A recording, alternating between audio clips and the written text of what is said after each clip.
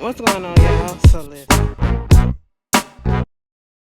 What's going on, y'all? So we are back again for another episode review of Married to Medicine, Season 7, Episode 12. Shout out to Dr. Heavenly for shouting me and Bondi and Funky Dineva out. Thank you for watching the reviews. See, I can appreciate a bitch that, we ain't gonna always agree, but I'm gonna call you out where I need to call you out, okay? And I can appreciate that and you don't take offense to it. But it is what it is. Let's just get into this episode review. Revenge of the Sip and Paint. So it picks up at the beginning of the questions that we started. We got a couple of questions last week, but this is the beginning of the actual questionnaire that actually happened. So, Simone said this is called Mexican Mexi Boots, okay? It's not to be offensive, don't take it to heart, don't get into your feelings. It's meant to be messy a little bit, but we just answering questions, okay? And so, bitch, what's the difference between Dr. Heavenly answering her questions and asking these questions? Because these questions was just as personal. But see, I don't know, because everybody's not really taking offense to it, but Contessa did because, the situation is raw and fresh or whatever that's going on between her and Scott. And they did kind of turn it personal, at least she did. But, they get started. The first question was about if one spouse cheat, is it a wash if the other spouse cheat or whatever? Of course, Dr. Damon said, it sounded like Dr. Damon was about to get on there and start talking about, basically, if you go ahead and do it, it kind of evens it out. But it felt like Dr. Heavenly looked at him like, bitch. He said, no, that's not it. That's not right. You have to be able to work that out, and that's not going to fix things if you go out there and cheat or whatever. You know what I'm saying? So that's basically what he was doing. And they get into if it's okay for spouses to be traveling or in another city, like a long distance relationship or something like that. And then, you have Dr. David. He was sitting there talking about how, he traveled a lot and how they made it work. And, he came home on the weekends all the time. It was hard, but they made it work. You got Contessa and Scott under their breath, or mostly Scott saying, well, they ain't got kids, so they don't know how that is or whatever. And I was like, y'all projecting. Then we get into, girl, they got into some other question about, is it okay for them to change careers and all that stuff? Shit like that. Do they need to get permission and all that stuff? That's when we get into the questions that we saw last week, and we got into the conclusion of what we saw last week, when the questions were posed about, is it okay if a spouse can change careers or go to school, or do they have to get that permission and stuff like that, and start a new business, and how it is a double standard in the way that, oh yeah, they did ask a question about do you walk away, or how do you react when your spouse can yell at you in public? And Scott saying basically that he never really yells at her, at Contessa was like, listen, bitch, you didn't yell, okay, and I just walked the fuck away, because if you engage, you escalate the situation, you just walk away and make them look stupid. All right. Simone and Cecil joking about the fact that Simone ain't never yelled at him, and they played that clip from 4 years ago when she was yelling at him in public. So that was like, Toya was like, well, she ain't never yelled, just like I never threw a biscuit, So it was a joke. We know that they have their issues. But then this whole thing about the career change and stuff, oh, you can't help to take it personal, especially when Contessa kind of got called out by Dr. Heavenly in her, little response or whatever, saying basically you need to be there for your family, but you should be able to make that decision. If you want to, you can bring it up, but if that's what you want to do, you should be able to do it. And it is a double standard, like they said, and like Contessa brought up.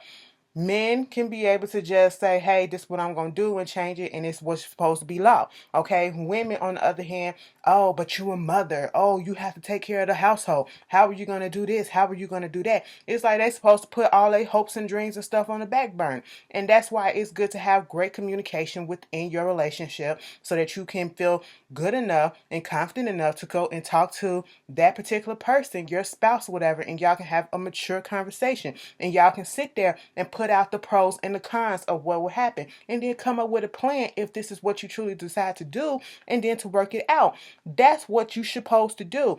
Bitch, I've been in a relationship. This is how communication. You have to communicate. All right? Listen, I don't know if that's what Dr. Contessa and Dr. Scott did, but, and don't feel like it.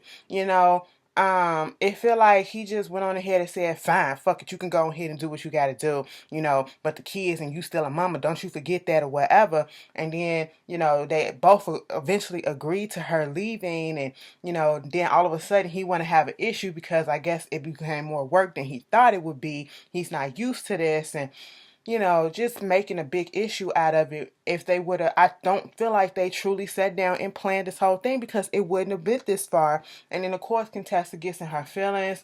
Dr. Heavenly was trying to say, well, men supposed to do this, and she was like, no, that's your man. Stop it, because that's your man, not mine. Okay, that's yours.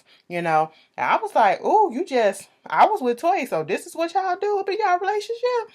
This how it goes down. Y'all just opening up a window and letting us see everything that's going down. Contessa said, when Scott was in there talking, bitch, Contessa got her ass up and walked away. You could just see it brewing up in her face, because she has resentment. You can't tell me that she don't. And like he said, I didn't tell your ass to quit, but you kind of was trying to push her towards it. To be quite honest, it is what it is. That's what's wound up happening. And I said, girl, I knew this was gonna happen. She resent that man. She resent that man. She do. So, when Dr. Contessa gets up and she leaves, Buffy does get up and she goes after her to talk to her.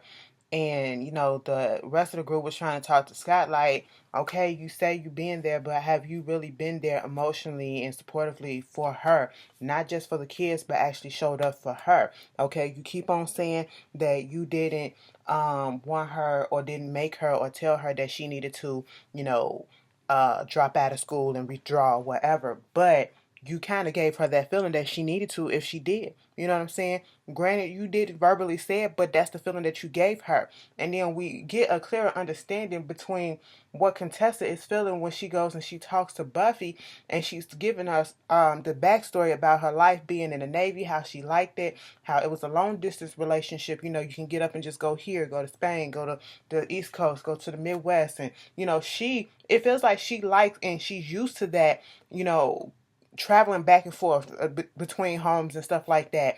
Whereas Scott, he's the youngest of 10, and his mother was an at-home mom, so he has a different perspective of what a mother and a wife should be. And Contessa, she's not that same way. But baby, you wanted somebody like your mama. You should have got somebody like your mama, because Contessa is not like your mama. Okay, that's basically what it is. Men marry people like them, women like their moms most of the time, especially if they have a good relationship with them.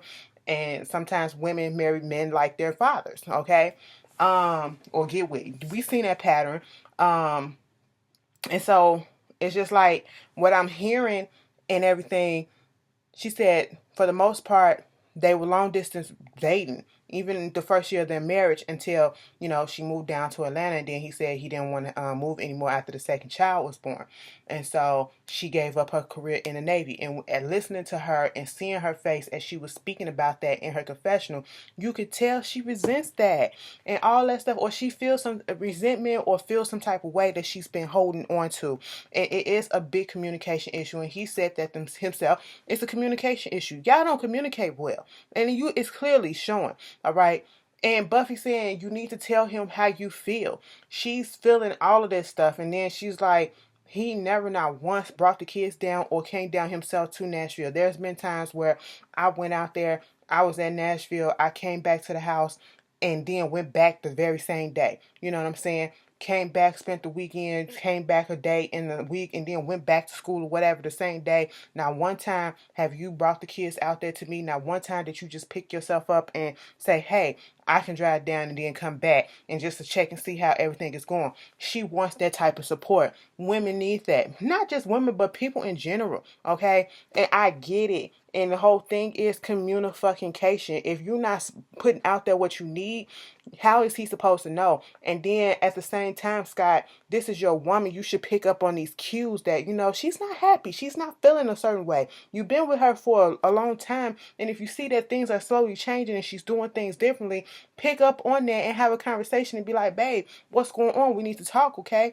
That's what they was trying to tell him at the table. Like, you had to be emotionally supportive and all that. It's just communication. And that girl does resent him. You can't tell me no different. And not just for the school thing, but listening to Contessa talk, it's just everything just she's been holding in all throughout the years of the marriage and relationship period that she never confronted, never told him about. And it's bubbling up to the surface. It's bubbling up to the surface. And like Dr. Davis said, if they keep on going this way, they don't see it ending pretty. Okay? And I don't want them to break up. I really don't. Moving on from that, they get off of that.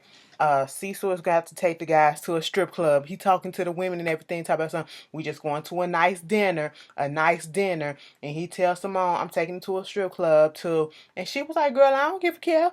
You take it to a strip club because, whatever y'all do at the strip club won't ever compare to what happened at the paint and sipping paint, bitch. Okay, I said, we'll see. I'm gonna go to the strip club. My birthday is coming up. I really want to go to Atlanta. I haven't been to Atlanta in a couple of years. I really am due to be back in Atlanta. And I don't want it to be cold, but I just been trying to get back down to Atlanta for a minute and it just ain't working. Girl, I'm gonna try to make it down there because I'm finna get that whole week off. Girl, we'll see. And then the women's supposed to go out and do some things with each other, and we'll see how that goes. Girl, it's about to be a mess. So we got two different things that's about to happen. We got Cecil about to take the guys out for the night, and then we got the girls hanging out at the resort and just having a little night out on the beach. So Dave, he was already there waiting for Cecil. He was there before Cecil got there. Cecil, like, listen, he come from a different culture. He come from be on time. Now, let me tell you something. Truth be told, I'm Dave, all right? I don't like showing up late, all right? I had to come early so I can assess the situation, you know what I'm saying? So I can see what it is and what the place look like, what's the seating looking like, who gonna be there. Let me get my seat first because you ain't finna do this and do that with me, okay? I don't want to be the late one, you know what I'm saying? So, he said, if we supposed to be there at the invitation say 7 o'clock, he gonna show up at 6:55.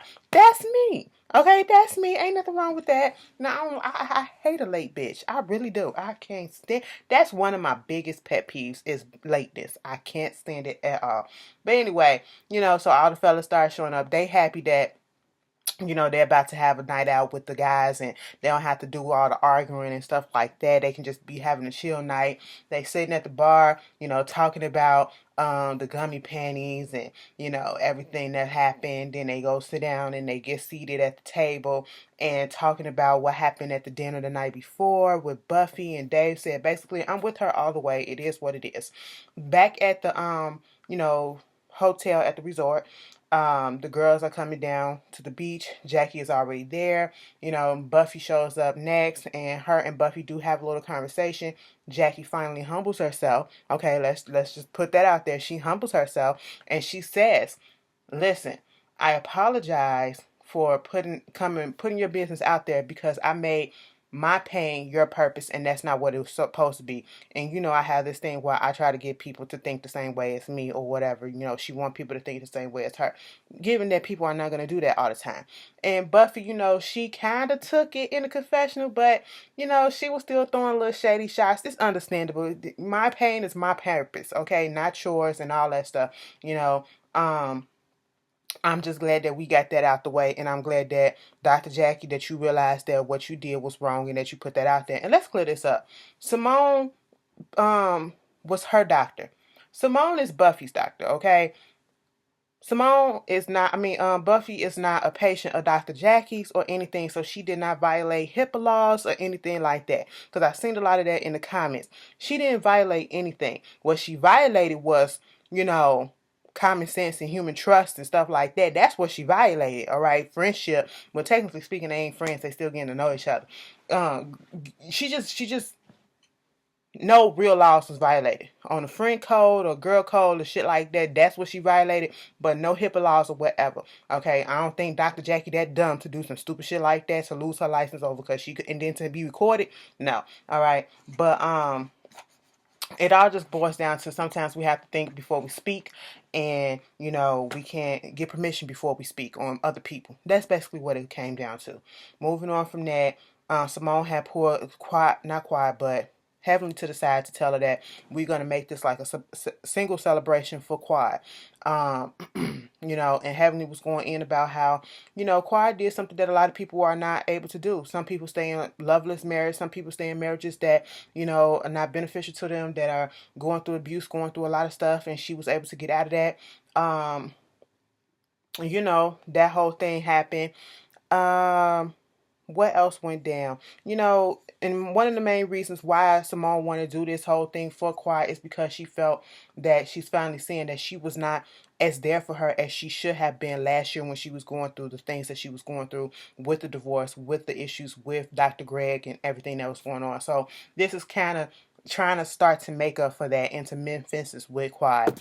And so you got Mariah on there. You got Dr. Contessa coming down. She does apologize to the group about the way that she took everything at the dinner earlier or at the brunch thing earlier. And, they was okay with it. They understood. Toya ain't got no top lip. That has been bothering me this whole time because I was like, something about her face. She's not an ugly girl. She's a very pretty girl. But I was like, something is different. And every time she smiles, it's like, what is it? Her lip goes in like, girl, she ain't got no top lip. That's what it is. She is a black woman with no top lip, bitch. God damn. I said that it bothers me so much. Okay? But anyway, so they basically doing this whole thing, and when they find out what it is, Choir was in a confession like, so what they had to give Mariah to let her know that this is about me. You know what I'm saying? Because, Choir and Mariah ain't really been click-clacking like that. But I'm liking the fact that so far they have not allowed their issues with one another to spill over into this vacation. So far, besides the blow up with Contessa and Scott or whatever, and Buffy and Jackie, everything has been resolved quickly for the most part. And, they're actually getting a chance to enjoy the trip. So we'll see how this goes. So at the women's celebration for a Single Life for Quad, of course, Mariah can't help but be shady in the confessional. She did say, because they was talking about, it was a play on the words living single. She said if she was, they was doing a living single sitcom or whatever, she would be Queen Latifah and then Quad would be Miss Pearl from 227 sitting at the window. Okay. Now, truth be told, the way that Choir was sitting there, and that's how Pearl was. If you too young to know what 227 is and how Miss Pearl used to just sit at the window and be up in everybody's business, just listen to the gossip and everything, Choir was sitting there just like that, okay? She was just sitting there listening. That's what it was. But girl, Queen Latifah, you? No, okay? And then when the crown was ugly as shit, here go Mariah. Everybody wants a crown no matter how they get it. I said, bitch, you want one too, so shut the fuck up. But anyway, I just had to put that out there. She ain't really annoying me. It was just funny to me. That little shit that she had on her head in the confessional, girl. Okay.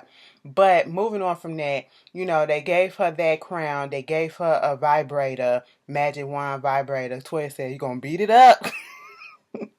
But everybody was having a good time. They did the Mary Shag choke or whatever. And Contessa said she would shag or have sex with Michael Strahan. She would marry Will Smith, and she would choke Vladimir Putin because he the one that put Donald Trump in White House, okay? And then Simone was talking about how she don't want to have anything to do with sexually or whatever, just to hang out one day with, and that is Snoop Dogg, but she don't want to smoke weed. As soon as he pull that shit out, she'll be gone. I said, girl, what's the purpose? What's the point then? I mean, I want to see and get the history about, this musical legend and all that shit, but I also want to smoke a blunt with him too. I want to smoke a blunt with him. I want to smoke a blunt with Rihanna. I just really want to get fucked up with these people, okay? Beyonce, I want to smoke one with her too because I know that bitch get high as hell too. No, scratch that. I want one with Solange. That bitch is smoke a blunt anyway, so could put Solange, Beyonce, Rihanna, and Snoop Dogg all together at once. Bitch, do you know how much of a hot box the house would be? Girl, just fucked up, come out, don't even know who the fuck you are no more. Which day is it? 10 days and passed. 10 days and passed because that's how fucked up you were. But anyway, moving on from that, the men, on the other hand, they was like, we never got to the last question about the threesome. Would you do a threesome? Eugene said, it's like, it sounds exciting, but the practicality of it, it's just like you have to deal with the attitudes of the women and all that stuff or whatever. And then in the confessional, Eugene and them said, Toya said, we'll do a threesome if it was with Alicia Keys. Eugene said, bitch, at that point, it probably just be a twosome because y'all probably would just boot my ass out and just do what y'all do. Girl, and all I kept on thinking about is how Alicia Keys used to be a little stud. You know, she used to be a stimp. That's a masculine, you know, not necessarily a stud, not necessarily a femme, but both at the same time. That's what she used to be back in the day. You can't tell me no different. That's why everything changed up because she ain't taking puss no more. She ain't looking cat no more. You know, I swear to God, listen. She fucking around to get with Mashonda. No, I'm not gonna put that out in the air. But I just feel like they probably got something going on because they all a blended family now. Go ahead and put your throat on some little put your throat on some cat, Alicia, so we can get some good music back from you. Okay, I keep on saying that, y'all. Y'all don't believe me, you know. Everybody else was saying how they wouldn't do no threesomes and all that stuff, and they was giving a joke about how this guy said, what about the threesome we was going to do? And then the wife instantly said, you know, when we going to bring him in. Because, you know, when the men are always talking about a threesome, they want to bring in another girl. Okay? And the women like, damn, bitch, can I get another dick up in there? Okay, maybe I want 2 dicks, you know? Why I got to fuck around with a bitch, you know? So that was cute. Then Cecil was like, oh, we're not done yet. I'm finna bring y'all somewhere else. Okay? Here go Eugene and them. Oh my God, you bringing us to a city part of town? I said, nigga, y'all probably grew up in the hood. Shut up, all right? I hate when they do that. But then they pulled up and, was it David or one of them? There's naked women in there. Yes, that's what the strip club is. So back at the resort, they asked Heavenly who she would be with. She said she'll shag or fuck with Terrence Howard. Come on, man. You do that. You would do that. Girl, I heard that his stuff ain't even. Anyway, I seen Get Rich That Trying, you know what I'm saying? I seen the little sour scene or whatever. I heard stories. That's the route you want to go with? Okay. Because then you got quiet talking about something. When she do what she do, she's just thinking about somebody with a bitch 10-inch, okay? And then you want to fuck around with Town. All right, you know, do what you got to do. And then want to marry Jesus. I said, bitch, you mean Jose or Jesus? That's what you talking about. Not Jesus, our Lord and Savior. All right, not you, girl. But I was with everybody else that looked up like, bitch, you got to be serious. You know, she claims she on the spiritual journey, but you know, moving on. Dr. Jackie said she would have sex with Will Smith. She would marry Barack Obama, and she would choke Tiger Woods because Curtis always watching golf and all that stuff. And then when it got to quiet, they was trying to say, would she do something with Common? And Dr. Heavily trying to imply that something probably did happen, but it really didn't, just joking around, you know, because Common in a relationship with Angela Rye, I think, you know, so that was cute. They had a little fun night. Everybody had a fun night. But the men had a fun night, okay? They get up into the little script club. I said, this ain't my cup of tea because, you know, they ain't really had no asses on them, you know, and stuff like that. I like ass or whatever. So when I come back down to Atlanta, I'm going to have to do Magic City all over again. And I'm going to have to do Blue Flame, okay? Because I was really disappointed. I will always say this. I was a little bit disappointed when I went to Magic City because it wasn't popping like I thought it would be popping.